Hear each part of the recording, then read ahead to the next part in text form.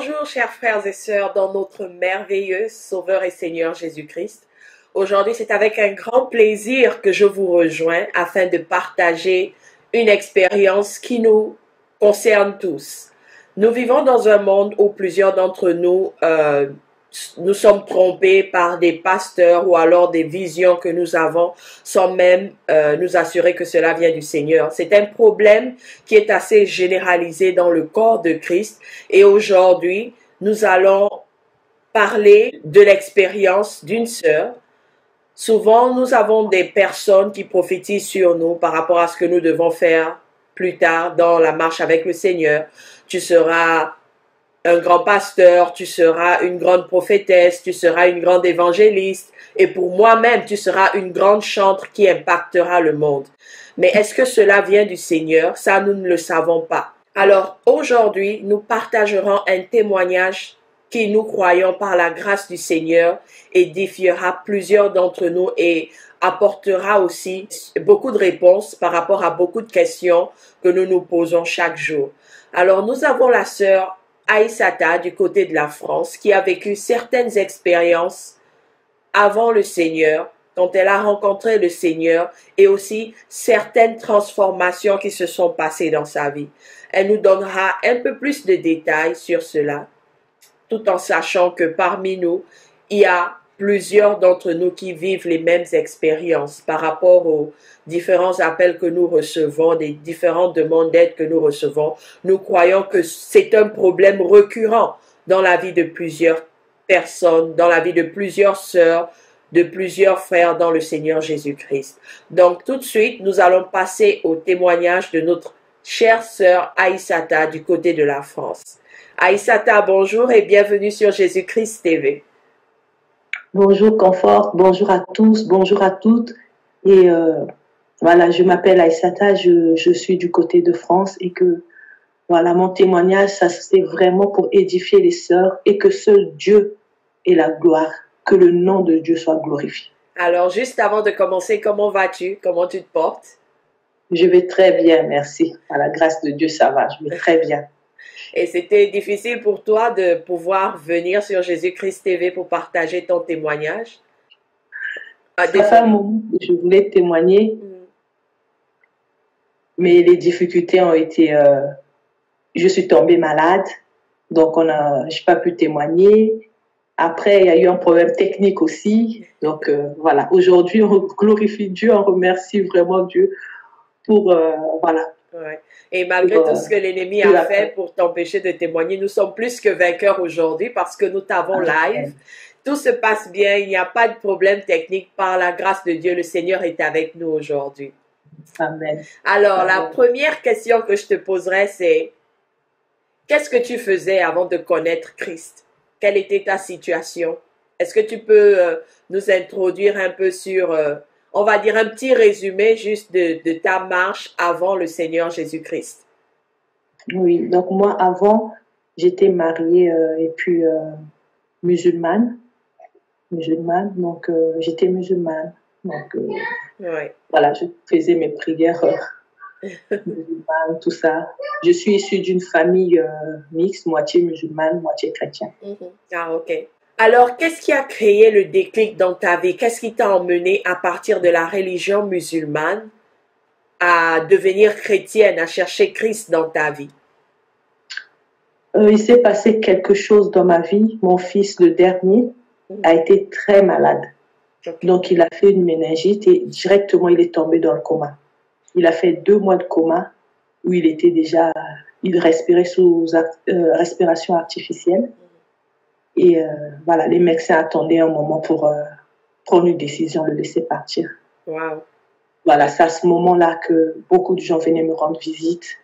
Parce que moi, je priais, je faisais des prières musulmanes. Rien ne marchait. Beaucoup de gens me visitent parce que j'avais des copines, des voisines qui venaient. Et ma famille aussi, ceux qui sont chrétiens, me disaient, tourne vers Jésus. Tourne-toi vers Jésus. Va vers Jésus. Crie à Jésus. Pleure à Dieu et il fera quelque chose. Donc, il y avait donc des pasteurs qui m'appelaient, des amis qui venaient, qui lisaient la Bible. Et j'ai commencé à prier moi aussi, à me tourner vers Dieu et à demander à Dieu au nom de Jésus-Christ. Et c'est voilà qu'un miracle s'est produit au moment où vraiment l'enfant, son corps commençait à nécroser. Tout son corps commençait à nécroser. Oui. Et c'est là où on a vu un miracle. L'enfant est revenu à En la fait, vie. nécroser, quand tu parles de nécroser, juste pour les frères et sœurs qui ne connaissent pas ce que ça veut dire. Commençait à sécher comme un mort. Ah, ok. Donc, il a même après, quand il est revenu à la vie, voilà, il a été amputé. Donc, des parties qui avaient nécrosé, les bouts de doigts, les bouts de pieds, oui. Donc, on va dire qu'à ces endroits-là, peut-être que le sang ne circulait plus. Circulait plus. Ok. Voilà. Ok, vas-y, tu peux continuer. Donc, après ça, même les médecins étaient vraiment étonnés. Et moi, je me suis tournée vers Jésus. J'ai dit, il s'est passé quelque chose. Dieu a... parce que j'ai fait implorer Dieu. Je suis revenue, j'ai dit, je mettais mes pieds par terre, je lisais la Bible, parce qu'on m'avait donné une Bible, je lisais la Bible, je priais. J'ai dit, voilà, je veux me tourner vers Jésus, tu ne m'abandonneras pas. J'ai demandé pardon déjà, pardon, parce que je suis sûre que c'est moi qui avais tourné le dos à Jésus, mais je reviens, il ne m'abandonnera. Donc, c'est à partir de la guérison de mon fils que j'ai commencé à prier. Je suis devenue chrétienne. Oh, gloire à Dieu. Ce fut une expérience difficile pour toi et que par la grâce de Dieu, tu avais le soutien qu'il te fallait pour sortir de là. Et tu as prié pour la guérison de l'enfant. Est-ce que il y avait une communauté que tu fréquentais ou tu étais engagé quelque part pour pouvoir... Parce que comment est-ce que tu as appris à prier? Parce que tu es quand même partie de musulmane à chrétienne. Et c'est une transition, comment dire, assez grande. Comment est-ce que tu as appris à prier? Comment est-ce que tu as appris? Est-ce qu'il y a quelqu'un qui te donnait des enseignements? Comment tu as découvert la parole de Dieu? Donc, il y avait une voisine très proche qui venait presque tous les jours à l'hôpital ou qui appelait quand elle ne venait pas. Donc, c'est elle qui m'a emmenée dans cette église là où elle priait. Ouais. Donc, je suis partie là-bas et on m'a appris là-bas comment prier. Et voilà. Ok. Et, oui. Donc, j'allais là-bas. C'était quand même loin de chez moi, mais voilà, il fallait partir. Je partais là-bas, j'emmenais les enfants, on partait. Quand je suis arrivée là-bas, il a fallu d'abord faire une délivrance, parce qu'on m'a dit qu'il fallait faire une délivrance. Ils ont fait une délivrance. Une délivrance de quoi? Une délivrance de quoi exactement? Je n'ai jamais compris en fait. En fait, tu ne savais pas, tu étais toute nouvelle et on te dit juste qu'il faut une délivrance comme ça, c'est ça? Une délivrance. Ouais. Donc, c'est une délivrance où voilà, tout le monde vient et tape sur le corps. Donc, il y a des gens qui disent des choses. Voilà. Et encore que là, on va dire que tu ne connaissais pas ce que la parole de Dieu dit par rapport à quelqu'un qui est né de nouveau. Donc, tu faisais tout ce qu'on te demandait. Exactement. Il fallait donner aussi une dîme pour remercier Dieu, une enveloppe aussi. Voilà. Donc, je faisais ça tous les dimanches, on menait une enveloppe pour Dieu. Ouais. Ouais. Et c'est là où après, il y a eu des prophéties. Après, mais j'étais quand même à fond. Hein, je partais maintenant. Je partais sans même... voilà, je partais quand même. Mais moi, dans mon cœur, je savais que Dieu avait fait quelque chose. Dieu avait sauvé mon enfant. Je savais que Dieu, voilà, c'était le véritable Dieu. Et donc, je priais Dieu au nom de Jésus-Christ. Et j'avais la Bible aussi. Je lisais, malgré mon manque de connaissances, tout ça, mais je lisais quand même. Je tombais sur des petits versets comme ça, je lisais. Et je partais aussi... là-bas, il y avait le pasteur qui prêchait aussi. Et ce qui est bizarre, c'est que, en fait, le premier jour où je suis allée, donc ma copine, ma voisine qui m'avait emmenée, avait déjà parlé de moi au pasteur. En fait, quand une personne arrive pour la première fois, on parle de... Donc, tout ce que le pasteur prêchait, en fait, ça me concernait. Ok, donc on va dire que c'était une prêche dirigée. Voilà, ça me concernait. Donc, moi aussi, j'ai dit, tiens, voilà, donc il parle de moi et... je partais. Partais là-bas, il y avait toute une équipe, beaucoup de gens autour. Voilà, les mamans qui disaient, voilà, ici, on paye. C'était une grande salle qu'il fallait payer chaque mois. On paye ceci, donc tu es la bienvenue. Voilà. Donc, je partais là-bas comme après, il y a eu maintenant une prophétie. Une prophétie. Donc, le pasteur, il m'a changé de nom. Il m'a dit, ce que tu as vécu, ce que tu as traversé, tu vas t'appeler maintenant Victoire. Wow. Il m'a dit, tu vas t'appeler maintenant Victoire. Je vois que Dieu t'a donné le nom de Victoire. Je dis, d'accord. Et le pasteur m'a appelé, après plusieurs mois, hein, il m'a appelé dans son bureau. Il m'a donné des bouteilles d'eau qu'il fallait emmener à la maison boire, moi et puis les enfants. Et puis, c'est là où il m'a dit, voilà, qu'il avait vu que j'allais faire des grandes choses, j'allais être un pasteur, j'allais enseigner partout dans le monde. J'ai une petite question. J'ai une petite question rapidement. Parce que tu es nouvelle convertie, donc il y a un certain suivi, il y a des choses que tu connais pas, que tu découvres. Est-ce que quand il t'a remis les bouteilles d'eau, il t'a au moins montré le passage biblique qui parle de remettre des bouteilles d'eau pour aller boire à la maison? Non. Ok. Non. Je voulais juste m'assurer parce que c'est un peu le défaut qu'on a tous quand on était dans ces grandes dénominations. On nous demandait de faire certaines choses et nous, on ne prenait jamais la peine de demander où est-ce que c'est écrit. Et je crois que notre frère Georges, c'est un conseil qu'il donne à tout le monde en général. N'écoutez pas ce que je vous dis, n'écoutez pas ce qu'on vous dit. Si on vous demande de faire quelque chose de précis, demande chapitre et verset où c'est écrit. Ouais. Ok, donc vas-y, tu peux continuer. Ensuite, tu as commencé à boire de l'eau avec tes enfants. Cette eau-là. Non, donc le jour il m'a donné, c'était un pack d'eau de 4 bouteilles, parce qu'on était 4, moi et puis mes 3 enfants, des petites bouteilles. Et c'est ce même jour où il m'a dit que, voilà, qu'il a vu les grandes choses qui vont se faire sur moi. Je vais être pasteur, je vais aller dans le monde. Les femmes, je veux prêcher, je veux prophétiser, je veux enseigner les femmes, je veux enseigner la Bible. J'ai dit Amen. Et voilà, donc je partais comme ça et puis j'étais convaincue. Hein, et moi aussi j'ai dit tiens, voilà, donc Dieu est en train de m'utiliser, vu ce qu'il a fait sur mon enfant.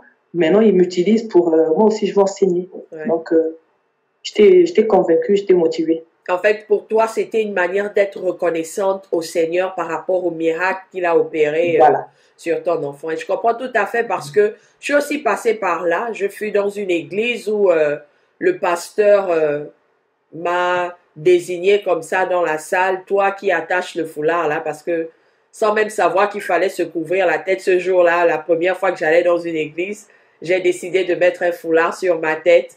Et puis, il me tend du doigt, il me dit, toi qui arranges ton foulard là, oui, et il a commencé à prophétiser. Le Seigneur t'aime, tu accompliras des grandes choses, tu es appelé à être une grande chantre, une chantre internationale. Tu vas impacter le monde au travers de la louange. Au travers de ta louange, les malades seront guéris, les aveugles vont voir, les boiteux vont marcher. Tu seras connu internationalement, jamais localement, hein, mais c'est toujours internationalement. Oui. Oui, pour revenir au foulard. J'allais revenir au foulard. Oui. Parce que moi, quand je partais là-bas, ben, je m'habillais, je mettais mes pagnes, je mettais mes pagnes, mes boubous, mon foulard, je partais là-bas. Ben, à un moment, le pasteur, il m'a appelé, il m'a dit non. Il m'a dit non. Même, c'était même devant là où le pasteur prêche, là, il a dit ça, là, il faut enlever. Il faut enlever. Il m'a dit de danser. Allez, danse. Ouais, wow. Il y avait la musique. Allez, il faut danser, danse. Il fallait danser, enlever le foulard. Puis il m'a dit, faut plus, enlève ça te fait une jeune fille comme ça, là, tu viens comme ça avec des foulards comme ça, faut enlever. Alors, moi, le dimanche prochain, la transformation, je me suis bien coiffée. Ça fait rire, mais c'est dommage parce que je me dis, en tant qu'homme de Dieu, tu viens d'une religion où les femmes s'habillent décemment, couvrent leur corps parce que pour elles veulent ressembler à Sarah.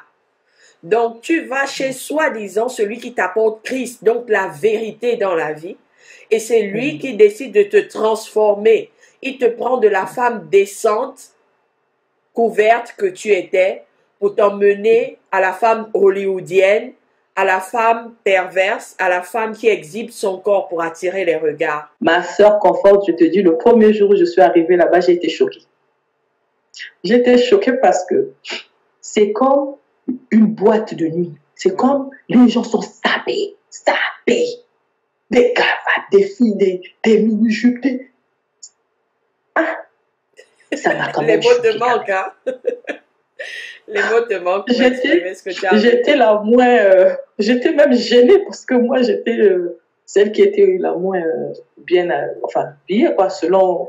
Ouais. Vraiment, En fait, j'étais tu même n'étais gênée. pas, tu avais un standard différent, tu n'étais pas à leur standard. Et je vais te dire que c'est pas étonnant parce que je me souviens à l'époque où j'allais dans les églises bâtiments, l'une des choses qu'on nous demandait, c'est toujours d'être présentable.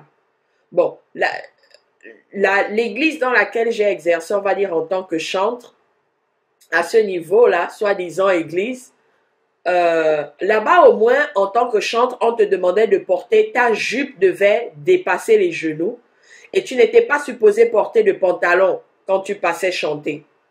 Donc, je me disais qu'à cette époque-là, ils avaient encore une certaine pudeur. Mais dans d'autres églises, tu vois bien, je me souviens que j'étais allée dans une soi-disant église où le pasteur prêchait et il disait, comment est-ce que vous pouvez venir à l'église habillé de cette manière quand tu vas au travail? Est-ce que tu peux aller rendre visite au président habillé de cette manière? Tu sortiras le vêtement que tu avais caché dans la cantine pour porter. Donc, quand vous venez le dimanche à l'église, vous devez être sur vos 31. En fait, c'est cette image-là qu'on avait. Quand tu vas danser dans, soi-disant, l'église, tu devais être sur ton 31.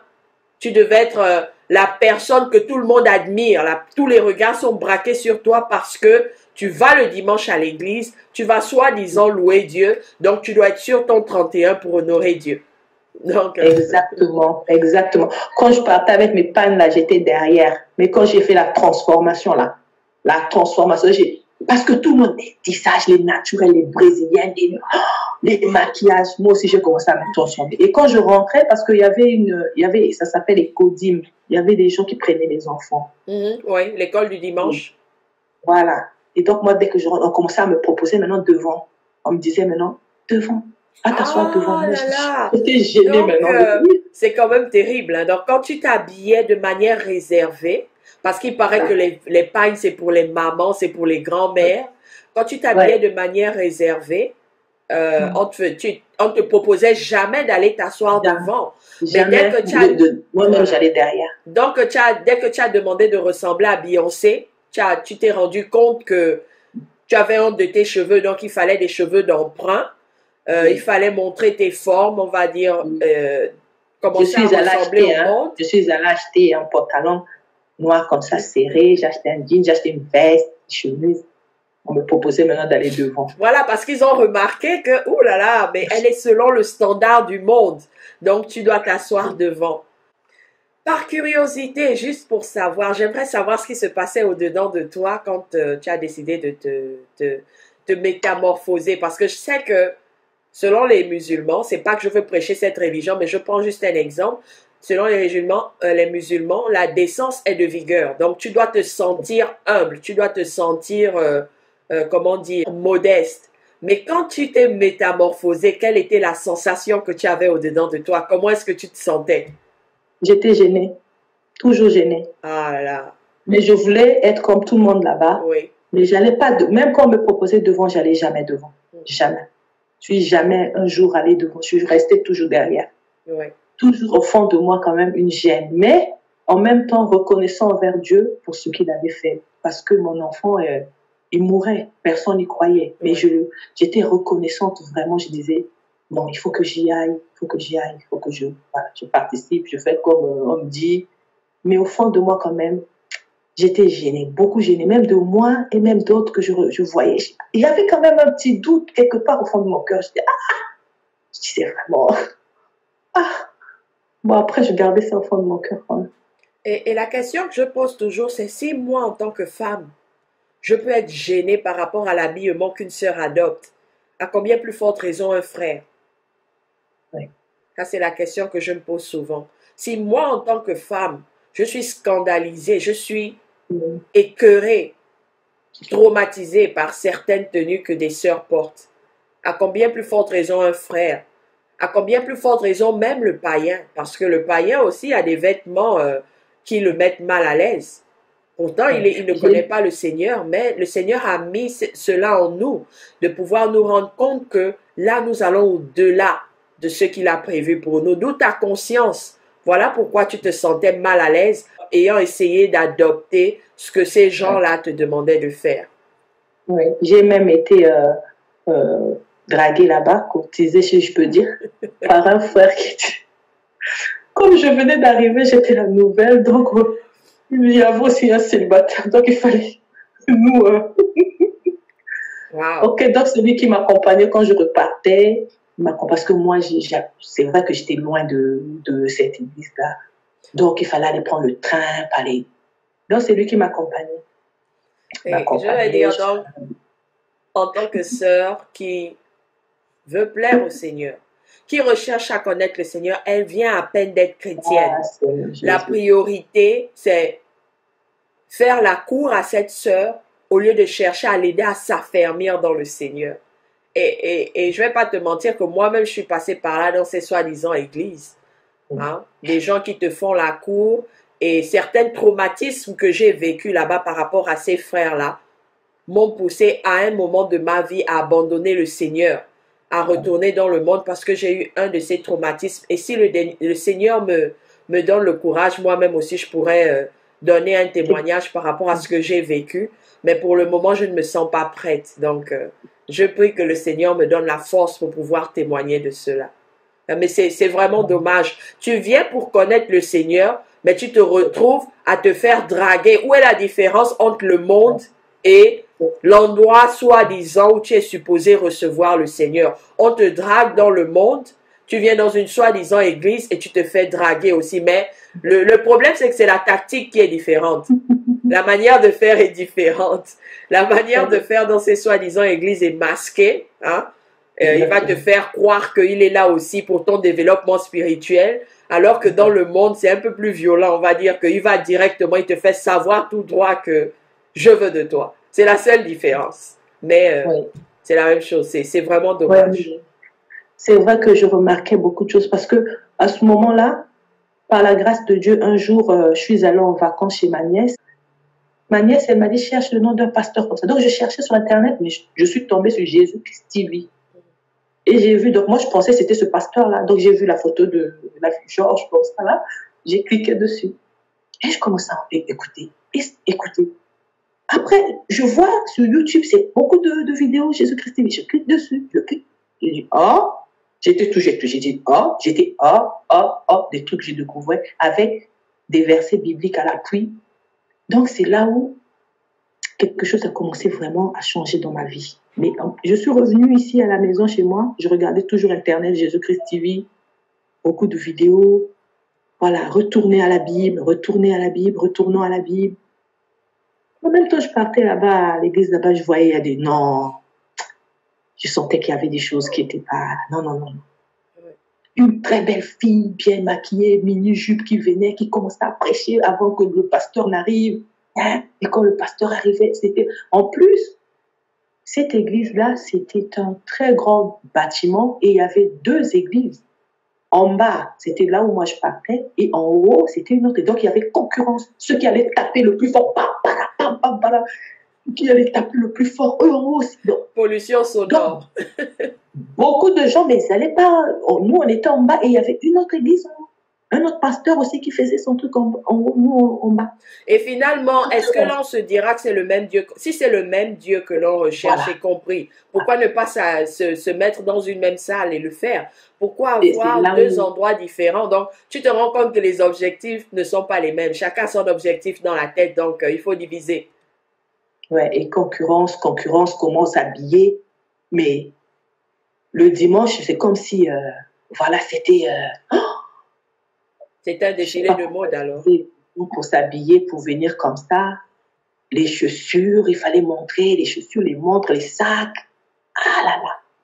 Donc, ceux qui n'avaient rien, je pense qu'ils ne venaient pas. Si quelqu'un n'a pas un tissage brésilien, je pense que ce jour-là, la sœur ne viendra pas. Wow. Moi, c'est ce que et dans tout ça, il ne faisait jamais lire à ses sœurs le passage de Timothée qui demande aux femmes d'être décentes, qui demande aux femmes d'être modestes. Donc, ça devient un concours d'habillement, ce qui fait que Si quelqu'un est pauvre, si quelqu'un n'a pas de moyens, la personne sera obligée d'aller voler pour pouvoir s'acheter le rouge à lèvres, la brésilienne, pour pouvoir se mettre au même standard que les autres. Et c'est là que vous vous rendez compte qu'il n'y a pas d'amour au milieu d'eux. Il n'y a pas d'amour. Il n'y a pas d'amour. Et puis moi, je me gênais beaucoup. J'ai dit, je vais, même le samedi déjà, je suis paniquée. J'ai dit, qu'est-ce que je veux mettre le dimanche, quoi. Et le pasteur, il prêchait surtout sur ceux qui cherchent Dieu par-ci, par-là, ils changent d'église. Vous faites que changer d'église. Il prêchait surtout sur ça. Ceux qui changent les églises. Là, vous allez ici. Vous n'avez pas trouvé, vous allez ici. Il prêchait surtout sur ça. Donc moi, je me disais, là où je suis là-bas, je reste là. Parce que si je quitte encore ici, c'est pas bon. Oui. Donc j'allais. Et après, chaque fois, il me disait, tu verras, Victoire, Dieu fera des grandes choses sur toi. Dieu va t'utiliser.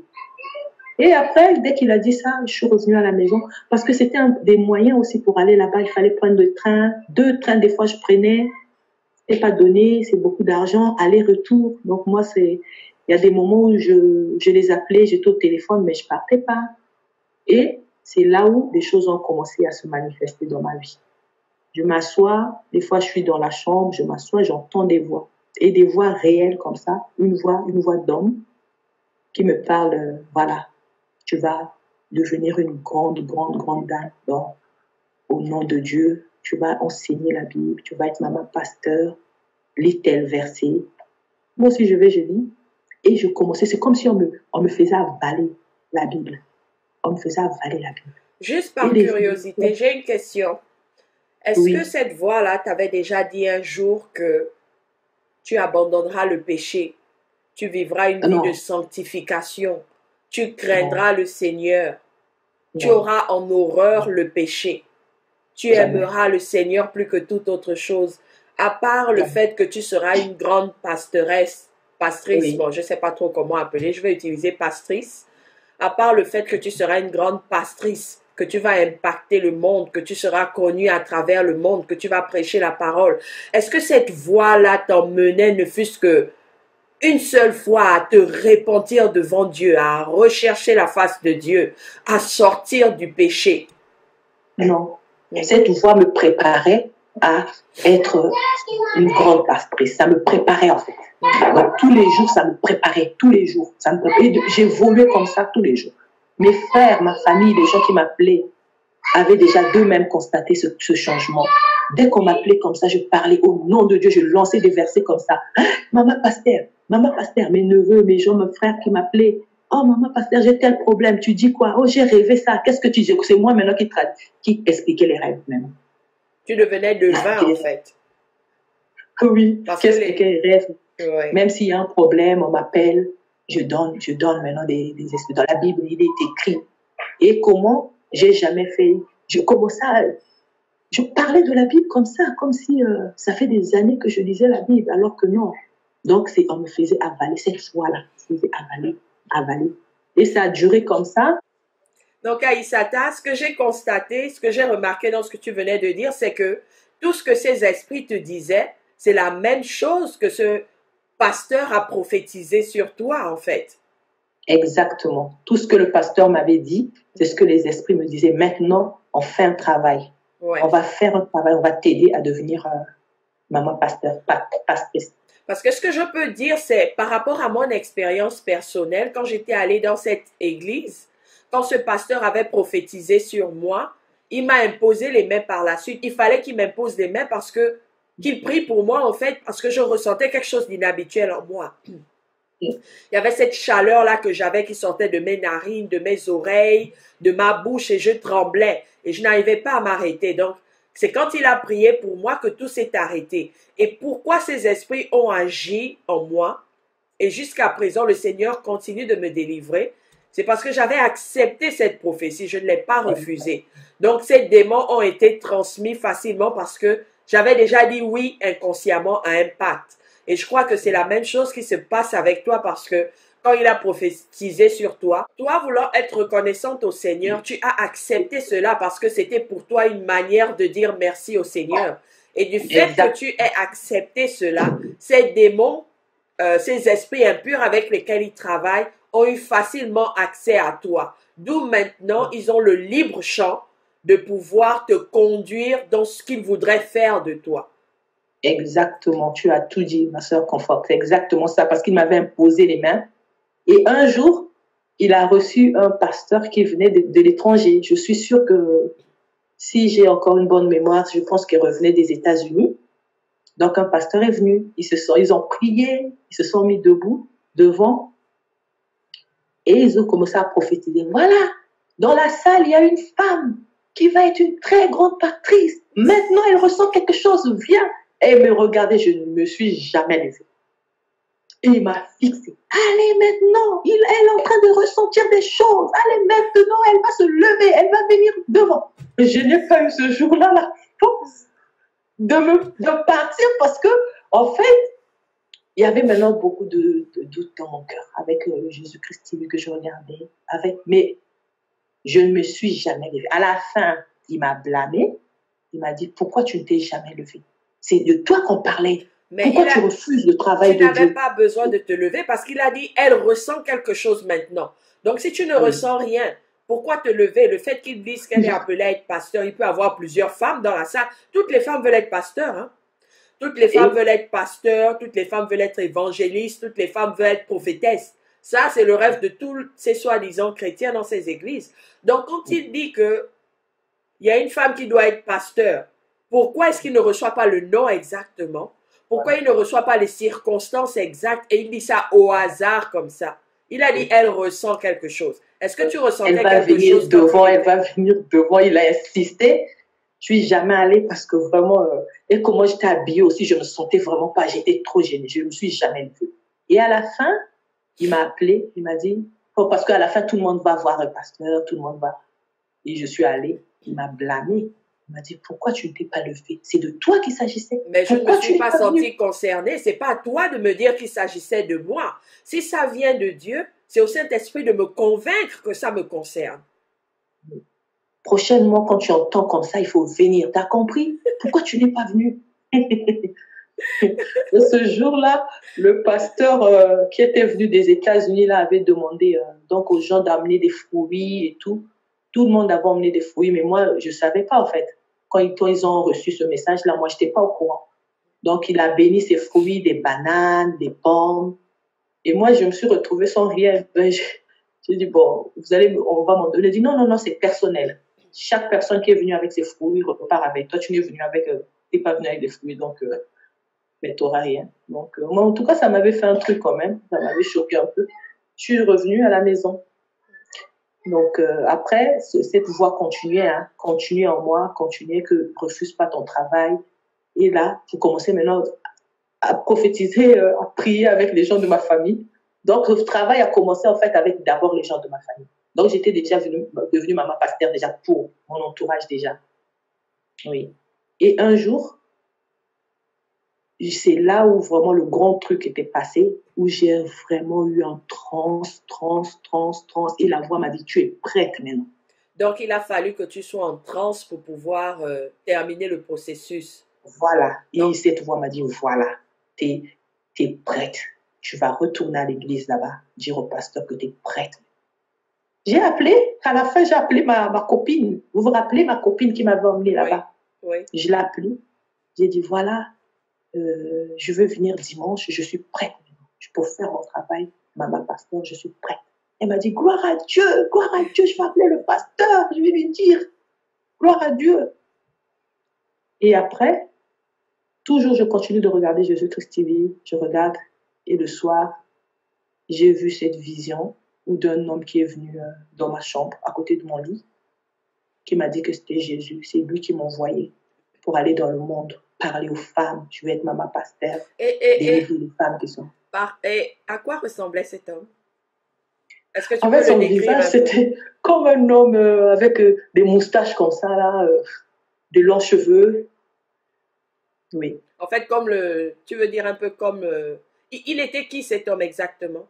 Qui disait qu'il te parlait, c'était qui? Oui, il m'a dit qu'il était Jésus. Et j'ai demandé, Jésus, quel Jésus? Il m'a dit, Jésus, Melchisédek. Mais il n'a pas dit Jésus-Christ? Non. Et il ne peut pas le dire parce qu'il n'est pas Jésus-Christ. Le Melchisédek. Ok. Et il Jésus. ressemblait, je suis sûre qu'il ressemble. Est-ce qu'il ressemblait un peu? Parce que quand tu disais qu'il a des longs cheveux, donc ça veut dire qu'il ressemblait un peu au Jésus hollywoodien qu'on voit tout le temps à la Voilà, télévision. voilà, à peu près comme ça, mais un peu en vieux, un peu en vieux. À peu près ce Jésus des films là, mais un peu en vieux quand même.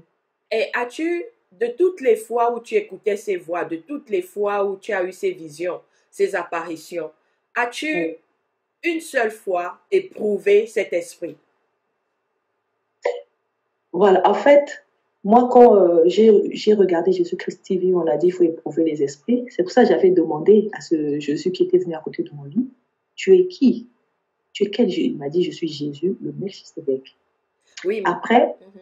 oui, après j'ai prié, j'ai demandé à Dieu. C'est dans la prière, en fait. J'ai pas éprouvé l'esprit comme ça, mais dans ma prière, j'ai dit Seigneur. Parce qu'en fait, moi, ces visions-là, ça me réconfortait. J'étais dans la joie, je disais, oui, Dieu veut m'utiliser. Oui, bien Mais sûr, à après, en cause de la regardant grande aussi chose qu'il a faite Jésus-Christ dans ta TV, vie. oui, que vraiment que tout esprit ne vient pas de Dieu, j'ai prié. Donc, ce J'ai dit, pasteur sait que tu seras une grande pastrice à travers le monde, mais oui, pour être grande pastrice, d'abord, on sait que la femme n'est pas appelée à être pastrice, donc on va laisser ça de côté. Mais pour un homme de Dieu, n'est-il pas important de savoir, d'enseigner à quelqu'un qui est supposé apporter la parole aux gens, qu'il faut éprouver les esprits parce que nous savons que l'ennemi aussi se déguise en ange de lumière, donc il est important d'éprouver les esprits. Et notre frère Georges, à chaque fois, il répète, il faut éprouver les esprits pour savoir s'ils sont de Dieu ou de l'ennemi. D'où l'importance quand on a des visions, quand on a des apparitions, éprouver les esprits au nom de Jésus-Christ pour savoir s'ils sont de Dieu. oui. Et vous, j'ai oublié de dire quelque chose. Oui. Avant que je ne rentre en transe, que cet esprit me dise que tu es prête, je ne partais plus. J'avais fait à peu près 3 semaines, je ne partais plus à l'église là-bas. Mes enfants étaient malades. Rien ne marchait à la maison. Mes enfants malades. La nuit des pleurs, les ont tourmentés. Ça ne marchait pas. Sauf seulement, maintenant, le dernier dimanche là, c'est là où j'ai eu cette vision-là. J'étais en transe où on m'a dit, voilà, le travail il est fait, tu es prête maintenant, tu peux aller. Et à ce Et là où j'ai moment, appelé ma copine, les enfants allaient mieux ce dimanche-là?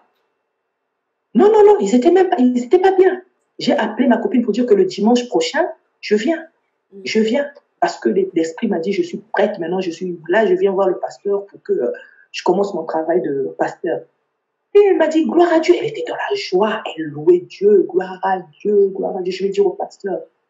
Oui, et je suis Mais sûre elle était vraiment contente pour toi parce que la pauvre, elle n'a pas eu de bons enseignements. Elle ne lit pas assez la parole de non, Dieu pour comprendre elle-même, elle qu'elle était était dans diaconesse. l'erreur. Elle-même, elle était diaconesse. Ah. Je ne sais pas ce que ça pouvait dire, mais elle était diaconesse là-bas. Ouais. Diaconie. Ouais. Ouais. Selon ce qu'on sait des diaconesses dans la parole, elles servent dans l'église. Normalement, elles doivent servir aux tables. Elles doivent aider les pauvres. Ce sont elles qui doivent distribuer la nourriture ou tout ce qu'il faut aux pauvres.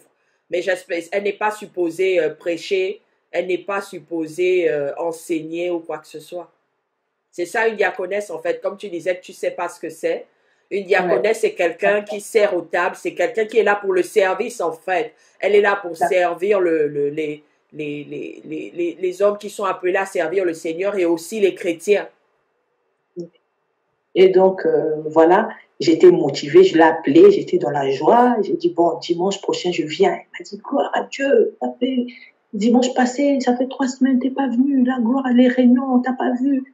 On te demande, il faut venir. J'ai dit, je serai là, je suis prête. Je suis prête, j'ai eu une vision, l'esprit m'a dit, je suis prête. Et après, ben, j'ai prié. Le soir, quand j'ai vu cette image-là, de cet homme-là à côté de mon lit qui m'a dit que c'est Jésus, Melchisedec, j'ai prié. Avant de m'endormir, j'ai prié. J'ai dit, Dieu, dis-moi vraiment, si cette vision vient de toi, si c'est toi qui l'envoie, dis-moi. J'ai prié et je me suis endormie. Et c'est là où j'ai fait un rêve, mais qui m'a traumatisée. C'est vraiment pour ce rêve-là, je me suis dit non. Donc en fait, je dors, je me retrouve dans une très grande maison où il y avait des gens qui servaient. vraiment une maison, mais il y avait la paix, la joie, des femmes dans la cuisine. Donc, chacune avait son petit travail à faire. Celle qui repassait, celle qui était dans la cuisine qui préparait. Et un homme qui était là aussi qui m'a dit, voilà ta place dans la cuisine. J'étais habillée en blanc. J'ai dit non, je ne vais pas là-bas, moi.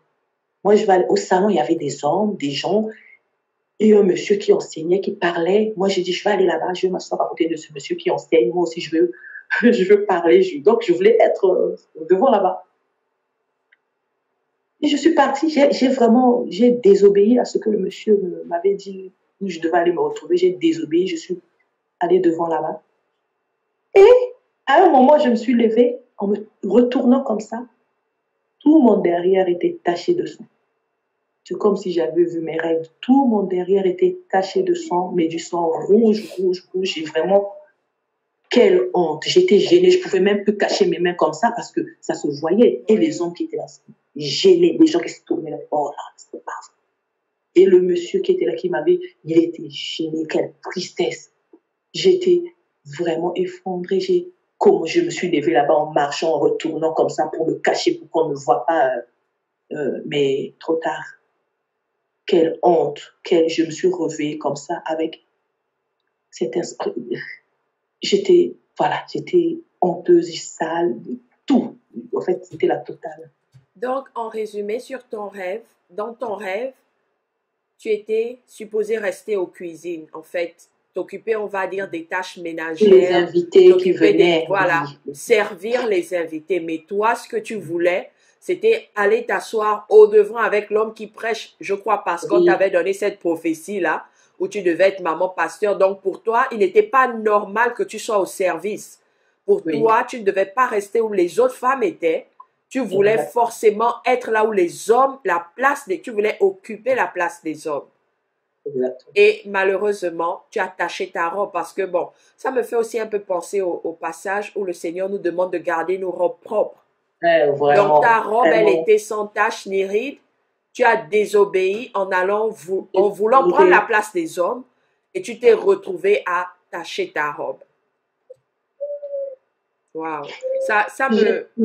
J'ai pleuré, je me suis repentie, j'ai pleuré à Dieu. J'ai dit, oh mon Dieu, mais j'étais dans l'erreur. Et ces visions, ça ne venait pas de toi. J'ai pleuré. J'ai appelé ma copine, là, j'ai dit, je ne viendrai plus là-bas. Et après ce rêve, je rêvais 2 personnes de l'église tout le temps. 2 personnes de l'église, là, une maman et un papa.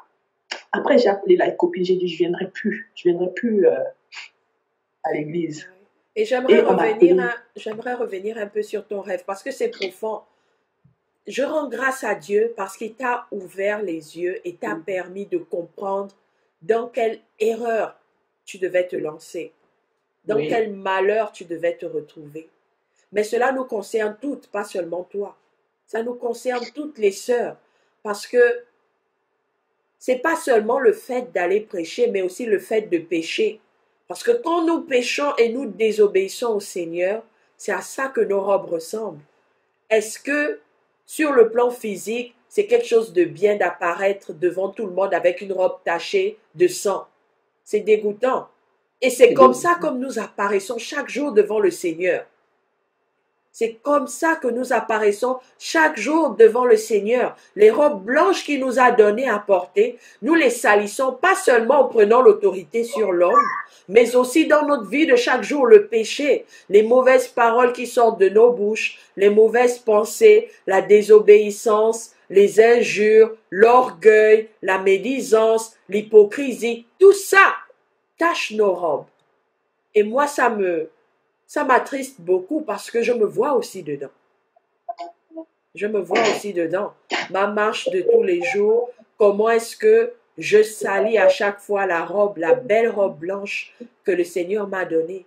Et la grande leçon que nous tirons de cela, c'est en tant que femme, nous sommes appelés à servir. C'est beau de servir. Parce que quand tu servais dans la cuisine, ta robe, elle était pure. Elle était toute blanche. Mais quand tu t'es détourné, tu as voulu te rebeller alors que l'hôte de la maison t'a dit, ta place est dans la cuisine. Mais toi, tu t'es rebellé et tu as voulu aller au-devant, aller retrouver les hommes. Et c'est ce que beaucoup de femmes font aujourd'hui. Quand elles ont ces visions, ces apparitions, ces voix qu'elles écoutent, elles ne mentent pas. Quand il y en a qui te disent, le Seigneur est venu me visiter, j'ai vu Jésus. Mais le problème, c'est qu'elles n'ont jamais éprouvé ce soi-disant Jésus. Elles ne mentent pas quand elles le disent. Elles sont sincères dans leur service. Mais le problème, c'est que elles sont sincères dans la mort. Elles sont perdues parce qu'elles n'ont jamais éprouvé ces esprits. Comme toi, tu l'as fait. Tu as pris la peine de demander au Seigneur, est-ce que ça vient vraiment de toi? Donc, pour toutes ces femmes-là qui enseignent, qui s'appellent évangélistes, qui s'appellent pastrices, qui s'appellent chantresses, parce que d'après ce qu'on m'avait appris quand j'étais dans ces histoires-là, chanter, c'est évangéliser. Tu prêches la parole en chantant, tu prêches, tu évangélises en chantant, tu prophétises en chantant. Donc, toutes ces personnes-là, toutes ces femmes qui le font, donc en fait, devant le Seigneur, elles sont avec des robes toutes tachées de menstrues. Parce que le sang, je dis menstrue, parce que le sang était derrière, le sang n'était pas devant. Donc, c'est comme si tu t'étais assise et tu t'étais tachée, le sang n'était pas au niveau de la poitrine ou au niveau du bras. Le sang, il était derrière. Donc, c'était complètement ton impureté, en fait, s'est révélée au grand monde.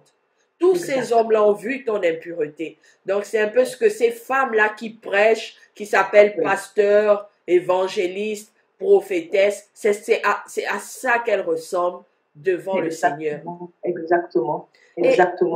Et par rapport à ça, est-ce que tu as eu besoin d'aller voir un pasteur ou une prophétesse ou prophète ou je ne sais pas trop quoi pour tout expliquer ce que ce rêve-là représentait? Non, j'ai tout compris. Oui. Et c'est ça, quand le Seigneur te parle, tu comprends tout. Tu n'as pas besoin d'aller consulter qui que ce soit parce que la même capacité que le pasteur a de pouvoir t'interpréter ce rêve, c'est la même capacité que nous avons quand nous nous remettons au Seigneur. Et ça, c'est important parce que nous avons ces frères, ces sœurs. Oh, j'ai fait un rêve, il faut que j'aille demander au pasteur de m'interpréter le rêve. Oh, j'ai eu une vision, je vais demander au pasteur de m'interpréter la vision. Tu as eu ce rêve. Quand le Seigneur parle à ton cœur, il parle clairement. Tu n'as pas besoin d'aller consulter qui que ce soit pour comprendre ce que c'est. C'est ce qui s'est passé. J'ai tout compris tout de suite. Tous les jours, je me repentais. Tous les jours, je me repentais. Je disais, oh mon Dieu, c'est comme ça que Dieu m'a vu.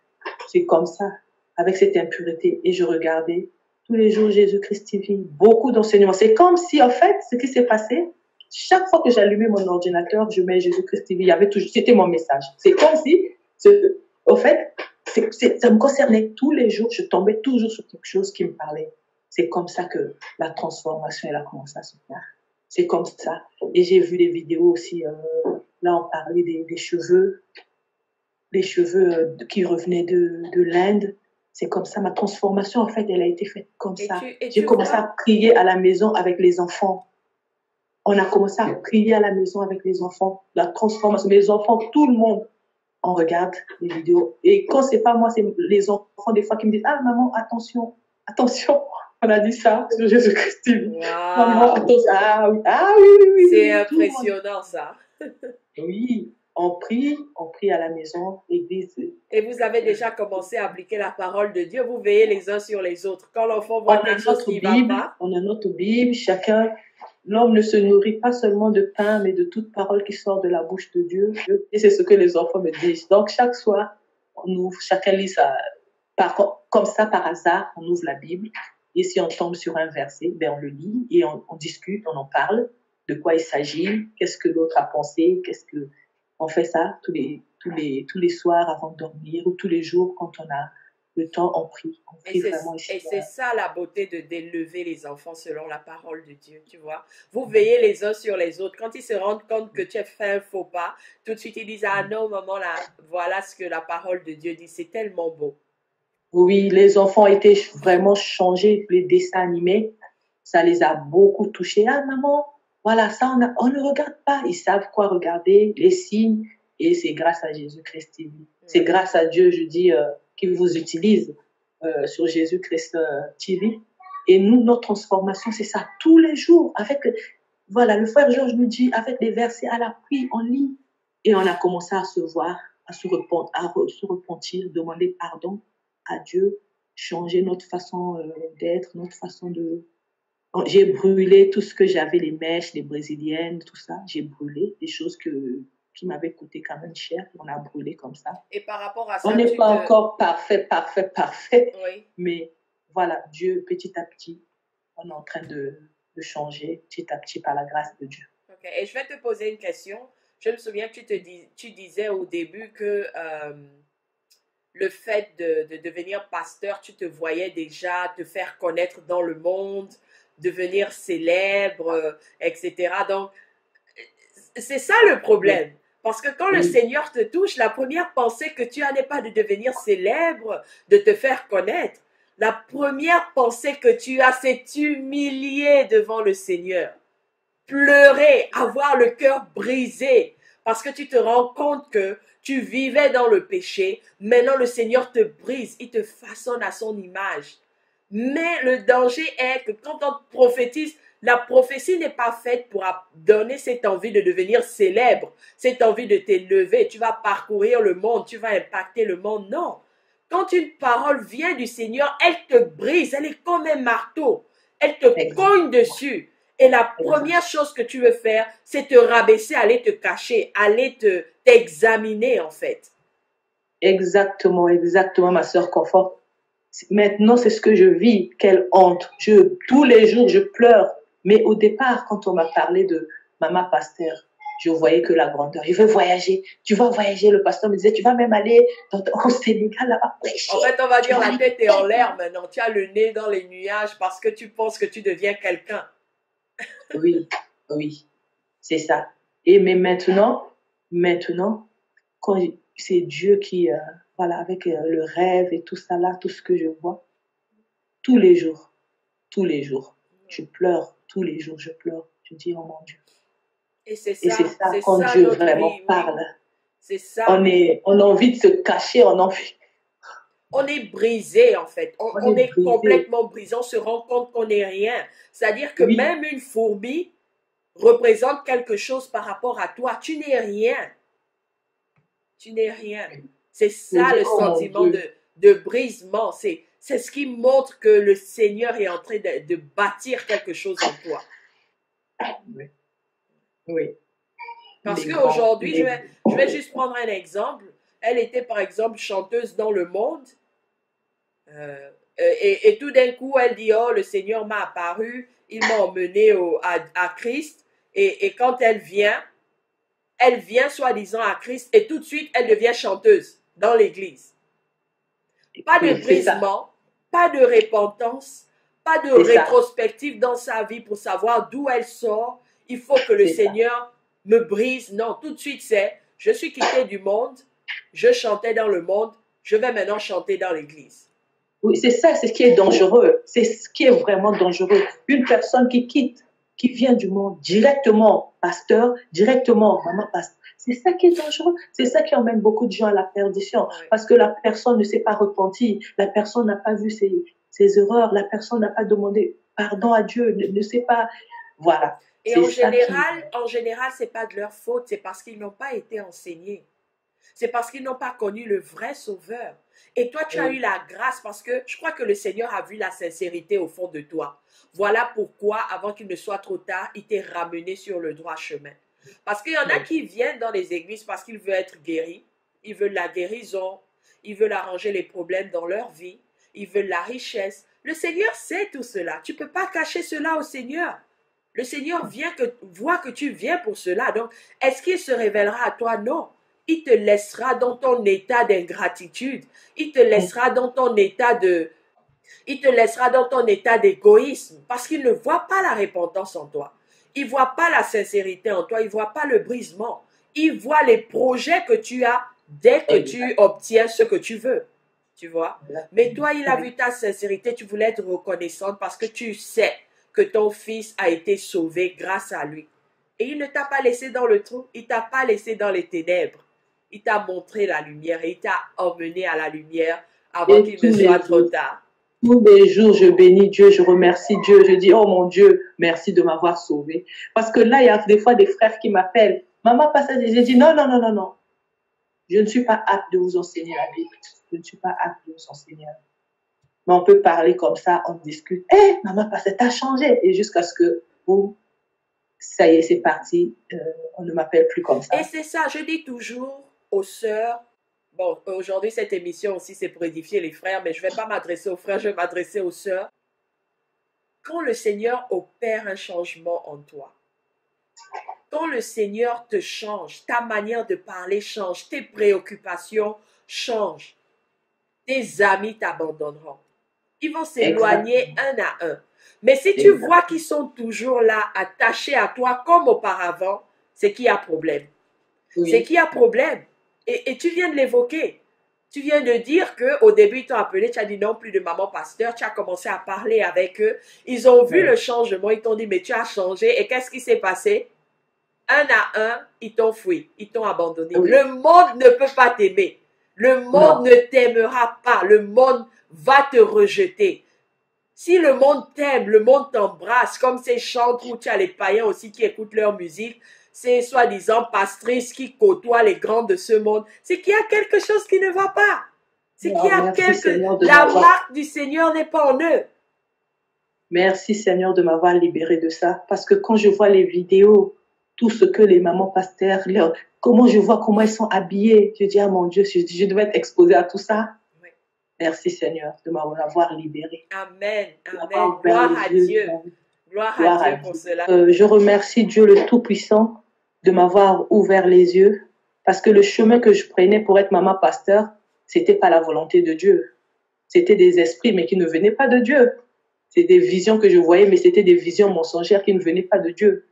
Mais en ayant prié, Dieu m'a montré que ça ne venait pas de lui. Et je remercie vraiment le Tout-Puissant, que son nom soit glorifié. Et si je suis là, c'est vraiment pour que Dieu soit loué et glorifié. Amen. Et que les sœurs aussi soient édifiées, les sœurs qui veulent suivre cette voie-là. Et c'est en priant aussi que Dieu m'a éloigné de beaucoup de choses. Ouais. Gloire à Dieu, vraiment. Ouais. Vraiment, quand l'image encore me revient du fait que tu as dû transformer ta manière de t'habiller, mettre des perruques sur la tête, parce que ces perruques-là que tu mets sur la tête, c'est brésilienne. Ce sont d'autres esprits qui sont à l'intérieur que tu ajoutes sur toi. Ces pantalons serrés que tu portes, ces vêtements voluptueux que tu portes, ce sont des démons d'impudicité que tu invites dans ta vie. Donc, finalement, je me rends compte que dans ce monde, pour être pastrice, il faut avoir invité dans ta vie des esprits de divination. Il faut inviter dans ta vie des esprits d'impudicité, parce que tu changes ton habillement pour attirer les regards. Donc, les sirènes et tout ça, ce sont des esprits d'impudicité. Parce qu'il a fallu que tu aies tout ça pour qu'en fait, tu sois prête pour être pasteur. Alors que le Seigneur nous demande de nous dépouiller de tout cela pour pouvoir avoir accès à son royaume, pour pouvoir être appelé enfant de Dieu. Donc, est-ce qu'on voit un peu le contraste avec ces soi-disant églises et la véritable parole de Dieu?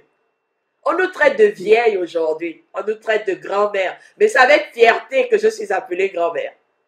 C'est avec fierté que je suis appelée vieille. Oh, tu es vieux jeu, regarde comment tu t'habilles. Et ce qui est merveilleux, c'est que je suis allée au boulot vendredi et il y a une dame là, à chaque fois que je porte une jupe, waouh, quelle jolie jupe. À chaque fois que je porte une chemise, waouh, quelle jolie chemise. Et vendredi, elle me dit, mais dis-moi, où est-ce que tu trouves toutes tes jupes? Mais tu t'imagines que si je lui dis que je vais sur un site internet, même pas chrétien, mais musulman, parce que les chrétiennes s'habillent plus décemment, donc il est difficile de trouver des vêtements décents. Donc je suis obligée d'acheter mes vêtements sur des sites musulmans, des sites juifs, des judaïstes, parce que elle aussi, elle s'habille décemment, il faut qu'elle porte des longues jupes et des vêtements décents. Donc, elle me dit, mais dis-moi, tu as combien de jupes, toi? En fait, elle se demande pourquoi je ne porte que des jupes. Hein? Et nous, on est en train de regarder sur un site de vêtements bohème avec ma fille, parce qu'on a décidé de changer notre garde-robe. Par la grâce de Dieu, on fera des vidéos pour montrer différentes manières à laquelle nous habillons nos enfants et que même nous-mêmes nous habillons, même avec des difficultés. Tu peux trouver une robe qui est carrément décolletée là, mais qu'est-ce que tu fais? Tu mets un haut en dessous. Exactement. Et puis, ça y est, c'est difficile de trouver des vêtements aujourd'hui. Pas plus tard qu'avant-hier, j'essayais un peu de regarder et je disais à Georges, rien que pour la veste d'hiver. Je disais, mais Georges, je ne trouve rien, comment je vais faire? C'est difficile de s'habiller, mais qu'est-ce qu'on fait? On pallie à cette situation. Si tu n'as pas de couturière sur place qui puisse te confectionner des vêtements décents, tu peux acheter ceux qui sont indécents et les transformer en vêtements décents. D'accord. Ouais. Par exemple, je ne dis pas d'aller prendre des robes moulantes, non. Je ne dis pas d'aller prendre des mini-jupes, non. Tu peux prendre une jupe qui t'arrive au tibia et tu mets un collant en dessous.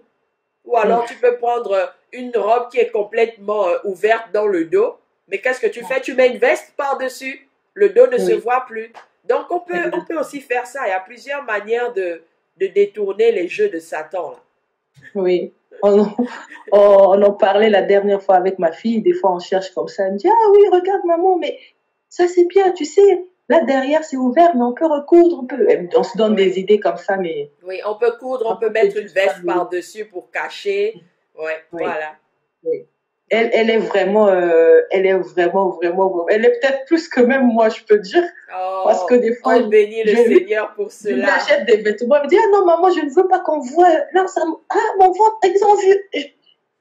Ça me produit la joie dans le cœur. Ça me produit vraiment la joie. Parce que je me souviens avec ma petite fille de 11 ans, une fois on devait aller au parc et il faisait très chaud. Ici à Houston, pendant l'été, il fait excessivement chaud. Donc je ne pouvais pas lui mettre un long manche. J'ai décidé de lui mettre quelque chose avec un quart de bretelle, de manche. Oui. Voilà. Donc j'ai dit, ok, on va y aller. Non, maman, je ne peux pas sortir comme ça. Pourquoi? Je ne peux pas sortir, mes bras sont exposés, il faut couvrir mes bras. Et j'étais... Voilà. Exactement. Et la petite de 6 ans fait la même chose. Elle avait porté une jolie petite robe, mais avec des petites ouvertures là. Oh maman, je ne peux pas porter ça comme ça, il me faut un t-shirt en dessous pour pouvoir cacher mes bras. Voilà. Ça, je suis étonnée, mais ça me fait plaisir. Moi aussi, je suis étonnée. Je dis, mais attends, elle me dit, moi j'ai dit, on ne voit rien. Ah si, on voit une chose. Eh bien, qu'est-ce qu'on a fait? On a mis un truc en bas. Oui.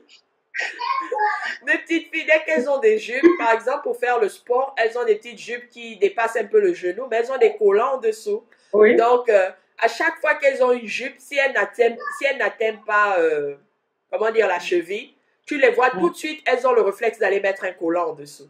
Et c'est bien, parce qu'elles grandissent avec. Elles apprennent la pudeur et elles grandissent avec. On voit l'influence de la parole de Dieu dans leur vie. Et notre prière, c'est qu'elles continuent comme cela jusqu'à ce qu'elles deviennent des adultes.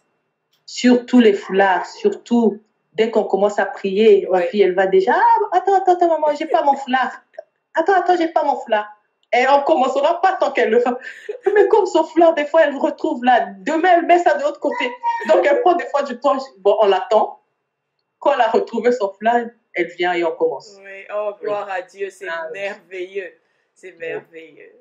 Parce que ce truc de foulard, ça m'a aussi choquée. Quand je suis allée à l'église là-bas, ça m'a choquée. Oui. Comment, déjà, même moi, je me sentais comme si, quand je n'avais pas le foulard, je me sentais, je dis non, il y a un truc qui va pas. Comment on peut prier comme ça, on est en train de danser comme ça, et les femmes qui n'ont pas de foulard sur la tête. Ça aussi, ça m'a beaucoup choquée quand même. Ouais. Comme quoi, comment les gens sont vraiment dans l'ignorance, dans l'aveuglement. Et des fois, les pasteurs qui mettent des casquettes aussi. Bon, tout ça, oui. Ok, Aïssata, ça m'a vraiment fait plaisir d'écouter ce témoignage qui m'a aussi édifié et qui m'a aussi fortifié en me disant que je suis sur la bonne voie et je ne dois pas me relâcher. Donc, est-ce que tu as un mot d'encouragement pour toutes les sœurs là-bas qui vivent ou qui ont vécu la même situation que toi? Oui, j'en connais déjà d'ailleurs. J'en connais beaucoup qui sont dans cette situation. Mais la seule chose que je peux dire, que ça ne vient pas de Dieu. Qu'on ne nous trompe pas. J'étais convaincue, moi qui vous parle, je vous dis, et Dieu m'entend parler, que ce que je viens de vous dire, c'est ce que j'ai vécu avec mes enfants témoins. Et ceux qui entendront ces témoignages, qui me reconnaîtront et sauront que ça ne vient pas de Dieu. Je parle à cette sœur-là qui est motivée, qui veut vraiment être pasteur. Je parle à cette sœur-là qui est en train de prêcher les gens sur Internet. Je parle à cette sœur-là qui est sur Facebook et se dit maman pasteur. Je parle à cette sœur-là qui est sur YouTube, qui fait des vidéos maman pasteur. Ma sœur, ça ne vient pas de Dieu. Ça ne vient pas de Dieu. Abandonne.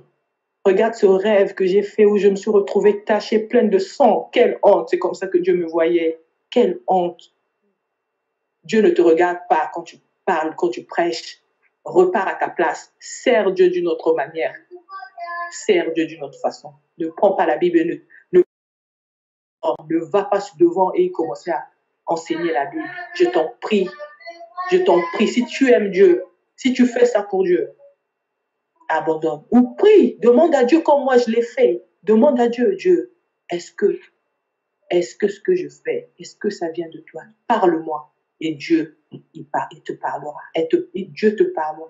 C'est vraiment ce message que j'avais à ces sœurs. Vraiment qu'elles se repentent, qu'elles abandonnent. Je ne fais pas ça pour gagner quelque chose, non. Je fais ça vraiment pour qu'on soit toutes sauvées. C'est juste ça. Parce que ce que j'ai vécu, moi, j'ai entendu des voix. J'ai eu une vision.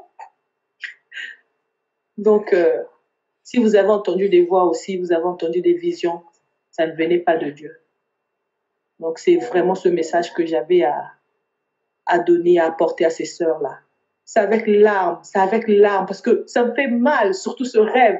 Bon, je voulais expliquer comme ça, mais ce rêve, ça m'a traumatisée. Jusqu'à aujourd'hui, j'y pense. Je dis, mais voilà, je préfère rester comme ça, servir Dieu d'une autre manière que d'aller être maman pasteur et perdre mon âme ou aller à l'enfer pour ça.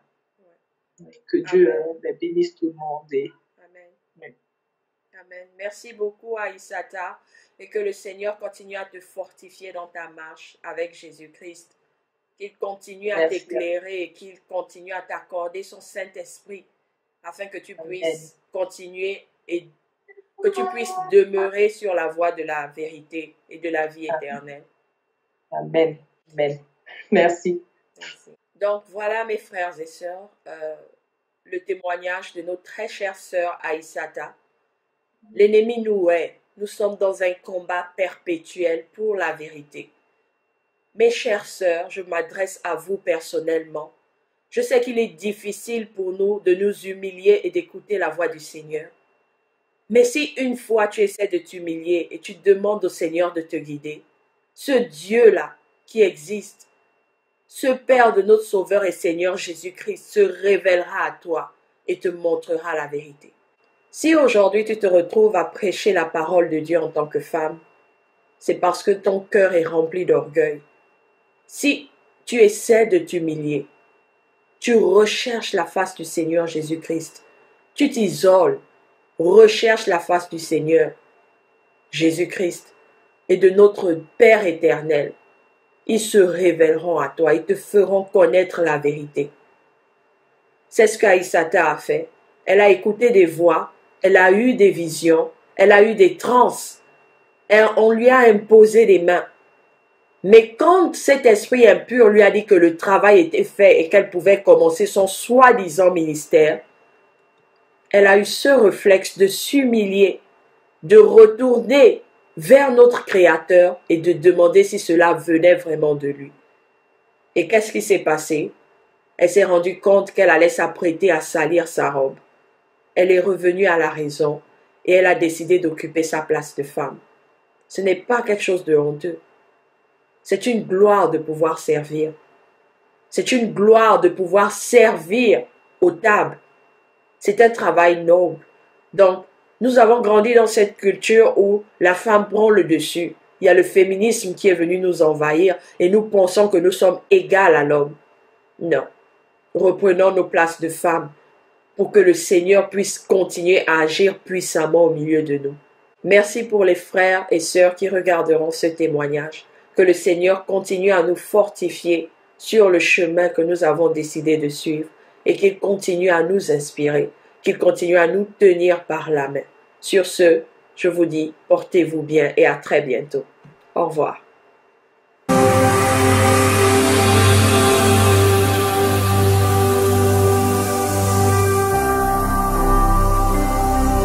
Jésus-Christ TV, vous connaîtrez la vérité et la vérité vous affranchira. Ne manquez pas de vous abonner à notre chaîne YouTube Jésus-Christ TV, en cliquant sur le bouton s'abonner, juste au bas de la fenêtre de cette vidéo. Ainsi, vous recevrez automatiquement nos nouvelles vidéos, et vous ne raterez aucune. Vous connaîtrez la vérité et la vérité vous affranchira. Jean 8, 32.